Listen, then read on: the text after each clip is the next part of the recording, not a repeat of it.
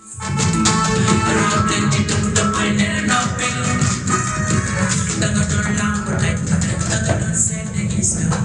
papa, tu connais quoi? Oui, Diana Touche-Cayenne.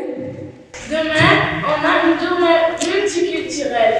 C'est toi qui allais dire ça. Ça, c'est super, les enfants. Mais quel vêtements allez-vous porter? Ça, c'est notre problème. Nous ne savons pas comment représenter nos deux pays. Derrière tout, on pense qu'on devrait porter des vêtements du Sénégal. Moi, je préférerais porter des vêtements algériens. C'est votre choix. Vous pouvez vous habiller soit en habit sénégalais, soit en habit algérien. Et toi, Abou, qu'est-ce que tu penses? Rien, je vais porter encore de vêtements. On est au Canada, pas en Afrique. Et aller à l'école pour quelque chose comme ça est juste honteux. Quoi? Excuse-moi? Mais on est une famille. On ne peut pas tous porter des choses différentes. On devrait tous porter des vêtements sénégalais. Non, algériens. Non, sénégalais. Papa. Non, sénégalais. Non, papa, algérien. C'est pas le parce que sénégalais, c'est plus meilleur. Papa.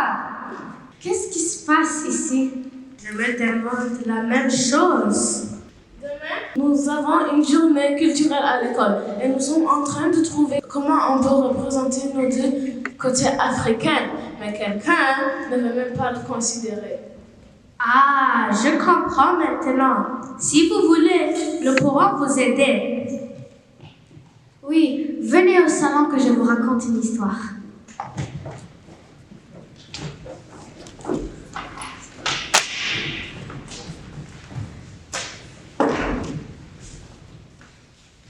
Il y a longtemps, quand j'étais jeune, mes parents m'obligeaient toujours à porter des vêtements traditionnels.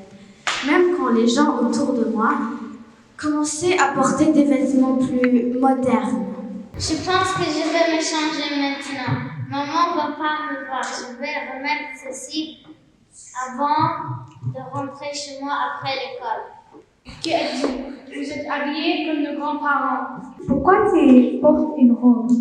Et en fait, vous embarrassez avec ces vêtements bizarres. C'est pas une robe, c'est un vêtement traditionnel. Ce n'est pas vous qui nous dire ce qu'on devrait porter. Laissez-nous tranquilles. Oui, ces vêtements sont très importants pour ma famille. Je suis fière de qui sont mes parents et de mes grands-parents. Et ces vêtements en sont la preuve. Je pensais que tu voulais changer tes vêtements. Sophie m'a fait réaliser que ces vêtements sont un symbole qui nous font sentir l'importance de la famille. Depuis cette journée-là, j'ai continué à porter des vêtements traditionnels, même quand je suis venue au Canada. Vous savez, les enfants, ce n'est pas parce que votre grand-mère et moi viennent de différents pays que vous devez choisir une alliance. Nous sommes une famille. Je n'aurais jamais pensé quand j'étais au Sénégal que je serais famille avec des Algériens. Comme vous le savez, nous sommes devenus très proches. Ah! Une chauve-souris! Une chauve-souris? Ouh! J'adore les chauves-souris! Là, regarde! N'aie pas peur des chauves-souris, ils sont mignons. En fait, au sujet, je connais une histoire d'une petite chauve-souris. Oui, j'écoute. C'est l'histoire d'une petite chauve-souris qui est tombée dans un nid d'oiseaux. Les oiseaux ne comprenaient pas pourquoi la chauve-souris dormait à l'envers. Maman oiseau essayait d'expliquer à la chauve-souris que c'était mauvais de dormir à l'envers. Maman oiseau avait raison, c'est bizarre. À la fin de l'histoire, ils se sont rendus compte que leur différence n'était pas mauvaise et ils pouvaient être amis malgré leur différence. Et qu'est-ce que les chauves-souris ont à faire avec la journée culturelle? Je m'habille en chauve-souris et les autres en oiseau. Bien sûr que non. Dans l'histoire, la chauve-souris a fait son mieux d'être comme un oiseau. Elle a essayé de dormir dans le nid et de manger ce que les oiseaux mangeaient.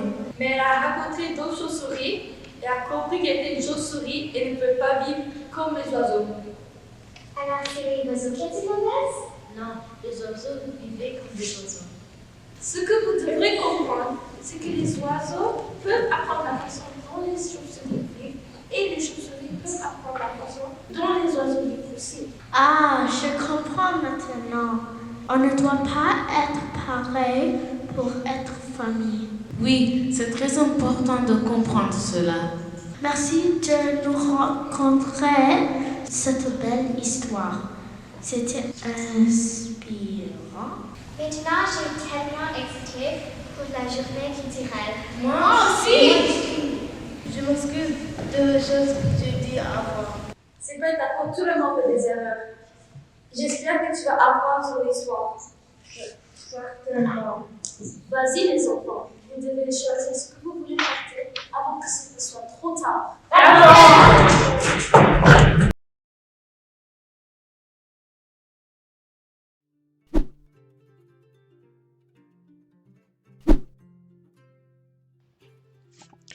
Bonsoir les enfants. Alors, vous voulez une histoire? Ok, ok. Alors, aujourd'hui, je vais vous raconter l'histoire des trois frères. Ok? Alors, écoutez bien ça. Il était un village dans lequel vivaient trois frères. L'aîné, le cadet et le benjamin. Un jour, l'aîné prit son arc et ses flèches et s'en alla chasser. Il s'installa près d'un fleuve dans lequel vivaient des poissons. Beaucoup de poissons. Il banda son arc et une flèche toucha un poisson que le frère plaça sous une pierre. Le poisson était vivant, mais il ne pouvait plus bouger car la pierre le retenait. Le frère avançait toujours et à chaque fois la même scène se répétait encore et encore. Il attrapait des poissons et les mettait sous une pierre.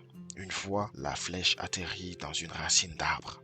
De la racine s'écoula un liquide blond. Le frère se dit « C'est ainsi que pleure l'arbre à pain ?» Il vit que celui-ci portait plus de fruits que de feuilles. Le frère déposa son arc et ses flèches et grimpa aussitôt à l'arbre. Il prit une branche recourbée pour faire tomber les fruits. L'un d'eux tomba sur le toit d'une cabane qu'il n'avait pas vue et qui se dissimulait sous l'arbre. Une femme, du nom de Bouma, retenez très bien ce nom, sortit de la cahue. Elle avait de vilains yeux et tout le monde dans le village avait peur d'elle.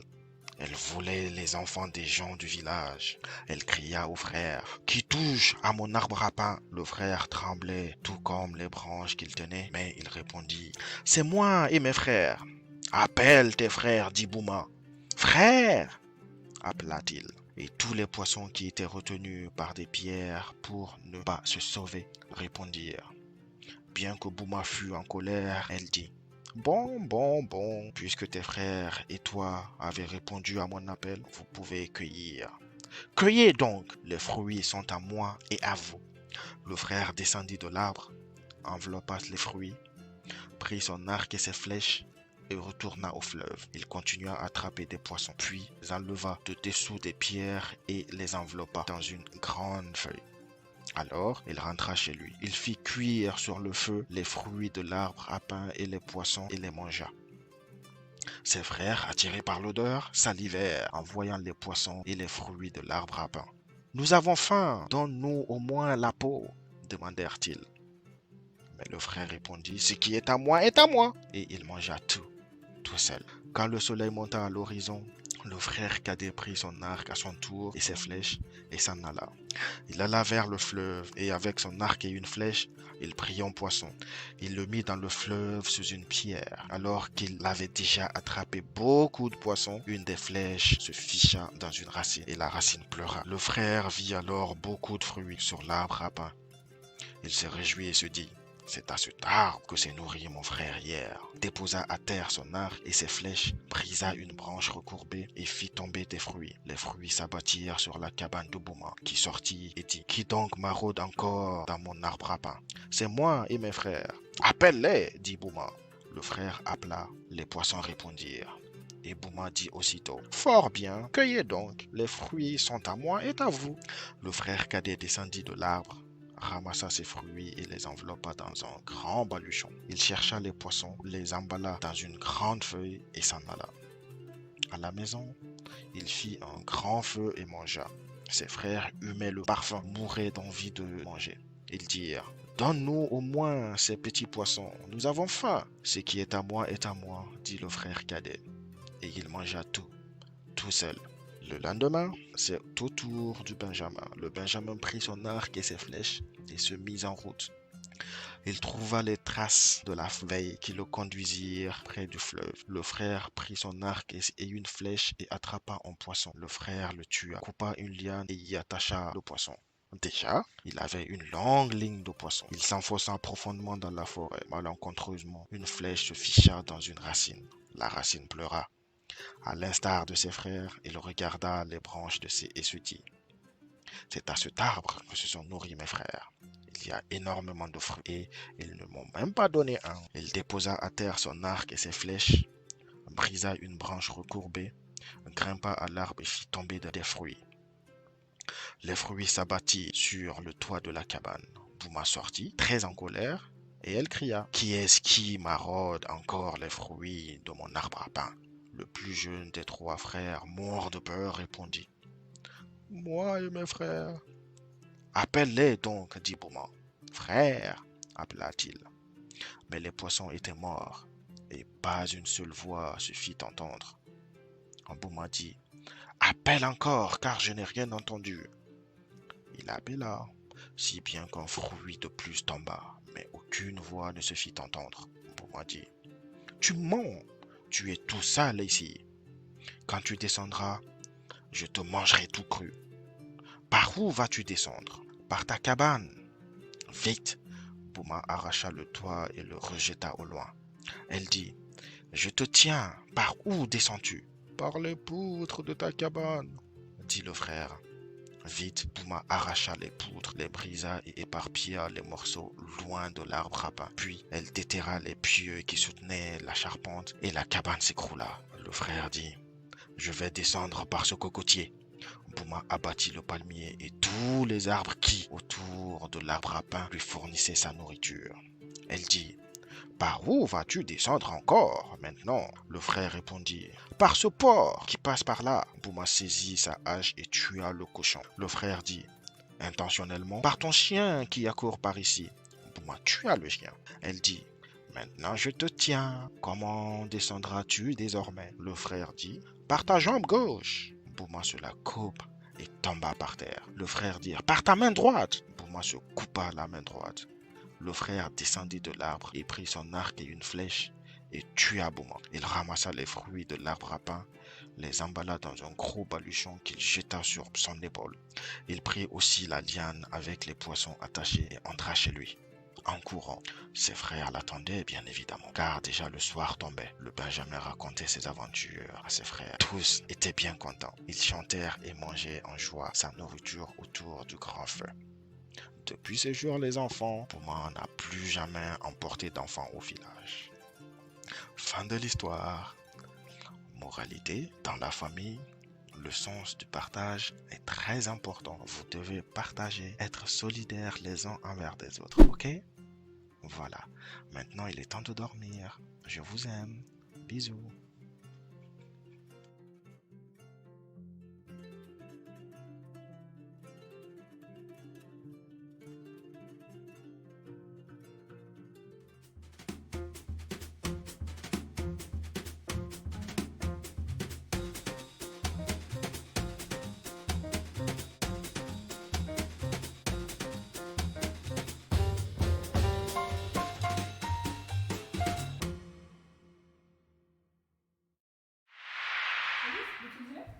Oui. Maman, pourquoi est-ce que je m'appelle Élise? Pourquoi tu veux savoir ça? Comme ça, je veux savoir où mon prénom vient. Ton prénom vient de ton arrière-arrière-arrière-grand-mère. Elle s'appelait Élise sans façon. Oui, mais pourquoi? Oh, ça c'est une grande histoire. Élise sans façon était fermière. Elle avait de très belles qualités, mais surtout, c'était une très bonne marchande de bétail. Elle revenait toujours du marché aux bestiaux avec ses poches pleines d'argent.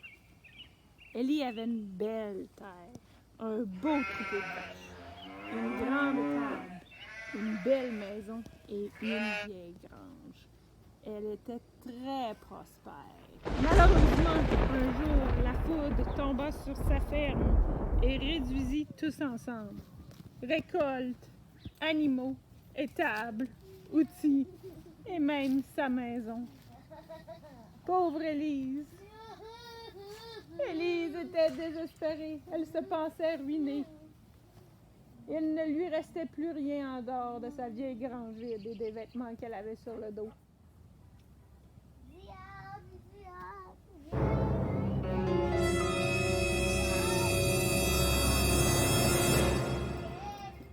Bonjour, madame. Vous avez m'appelé?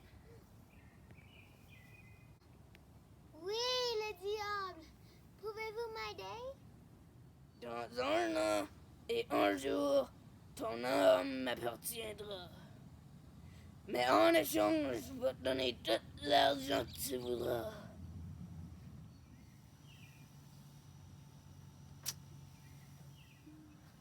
D'accord, monsieur le diable. Je vais te laisser m'appartenir en un an et un jour.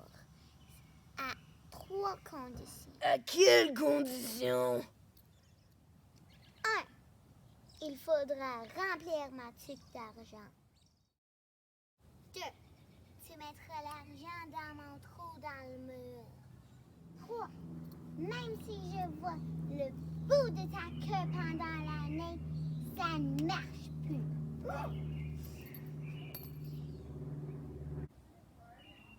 Prépare ta tuque, Élise. Je vous attends demain à l'autre. Comme prévu, le diable arriva au lever du soleil. Il se hâta de monter à côté de la grange et commença à donner de l'argent dans le trou. Et il met de l'argent. Et il met de l'argent. Et...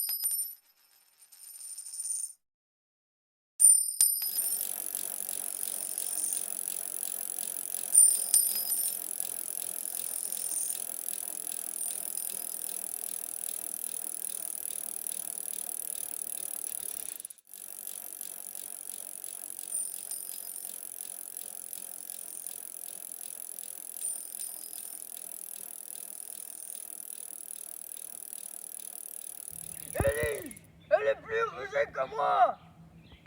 Ah!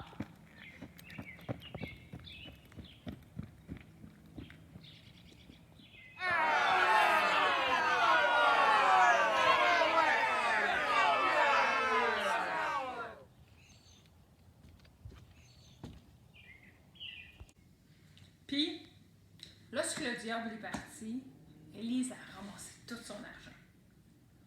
Fait que là, elle a racheté sa grange, elle a reconstruit sa maison, elle a acheté des vaches, des moutons.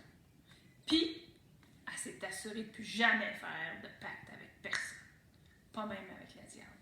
Puis souvent, j'entendais mon arrière-grand-mère chanter. Vieux diable, regarde donc dans ma tuque. Les vois-tu, tes beaux écus, ils n'y sont plus. Bravo, arrière-grand-mère. Tu as été plus intelligent que le diable. Je suis fière de porter ton prénom.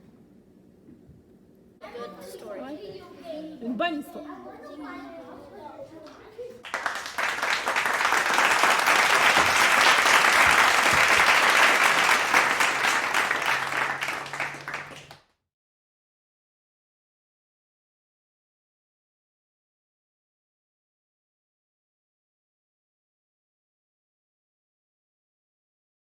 La famille, c'est quoi? C'est qui? Oui, c'est maman, papa, frère, soeur, oncle, tante, cousine, cousin, grands-parents. Mais ce n'est que des mots. Qui veulent dire quoi? C'est ceux qui nous aiment, ceux qui prennent soin de nous, qui nous écoutent, qui nous relèvent quand on tombe, qui nous célèbrent quand on réussit. Ceux qui avec on partage nos repas. Célébrer nos fêtes. Ils sont dans notre quartier ou de l'autre bord de l'océan. Ils peuvent être à nos côtés. C'est une personne, ou 10 ou 100. Ceux avec qui nous jouons, voyageons, apprenons, rions, prions. Ceux à qui nous demandons de l'aide quand on en a besoin. qui nous offre du soutien. Alors prenez soin de vos frères et sœurs, de vos parents et grands-parents, de vos oncles et tantes, cousins et cousines. C'est grâce à eux que vous êtes vous. Contes et légendes de chez nous, deuxième partie poésie. À toute ma famille que j'aime. Ma famille, c'est mon jardin du bonheur. Les graines de mon enfance, mon chemin d'espérance. Ma terre natale, mon pays de douceur. Je vous aime, mes frères et sœurs. Papa et maman, vous habitez dans mon cœur. Ma famille chérie, je t'aime. Tu es mon plus beau poème. La valeur d'une famille se cache dans tout ce qui n'est pas dit. Une famille, c'est là où l'amour naît, là où un jour tout devra se terminer. Vous êtes pour moi des repères essentiels, mes amis d'hier, mes amours éternels. Vous savoir loin de moi me plonge dans l'émoi. Disputes futiles et conflits inutiles n'effaceront jamais nos liens si subtils. Mes proches bien-aimés, prenez soin de vous. Recevez de doux baisers. Ma tendresse et mon respect. Ma famille, je t'aime d'éternité. Te savoir heureuse est mon seul souhait. Merci, c'était Aboubakar Demba Camara pour AGE.